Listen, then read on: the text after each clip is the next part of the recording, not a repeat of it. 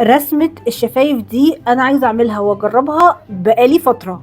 هي في الفيديو بتلغي حرفيا الكيوبيد بو بتاعت شفايفها عشان خاطر تخليها خط واحد.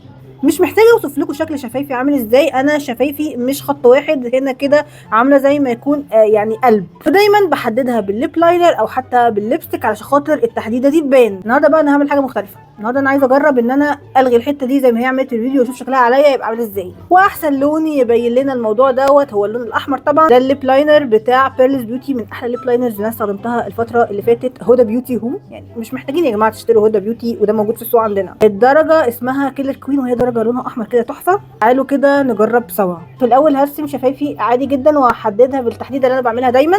شايفين ده الشكل اللي انا بعمله كل مره. حددتها، هملى بقى شفايفي بنفس القلم كاني بحط ليبستيك. بعد كده بقى هغامر وهجرب ان انا اقفل الحته دي وهشوف شكل شفايفي يبقى عامل ازاي. كده نجرب. انا اول مره هبقى بعمل الموضوع ده في حياتي وانا قلقانه، بس هحاول على قد ما اقدر اني اظبطها واخلي شكلها الى حد ما مقبول عشان اعرف ابص لنفسي في المرايه. عايزه اقول لكم ان انا مسحت وعدت عليها بتاع 5000 مره لان كل شويه تتبهدل وتطلع بره ويبقى شكلها غريب، وامسحها واعيدها تاني، فلو طلع شكلها وحش في الاخر انا هزعل قوي. طب بينا هشيل المرايه واحده واحده نشوف النتيجه ومحدش يتريق.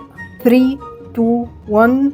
بصوا دي اقصى حاجه انا عرفت اعملها، يعني ما حبيتش اعمل اكتر من كده، يعني حسيت ان انا لو زودت عن كده هيبقى شكلي عامل زي بوز البطه. بس والله شكلها مش وحش، انا مستغرباها على نفسي، بس يعني مش عارف. يعني انتوا قولوا لي ايه رايكم، هل لما بحددها نفس رسمة تحديد شفايفي احلى، ولا لما لغيت الحته اللي فوق دي شكلها احلى؟ زي ما انا متعوده معاكم ان انتوا بتشوفوا حاجه غير اللي انا شايفاها، فكالعاده هستنى رايكم تحت في الكومنتس.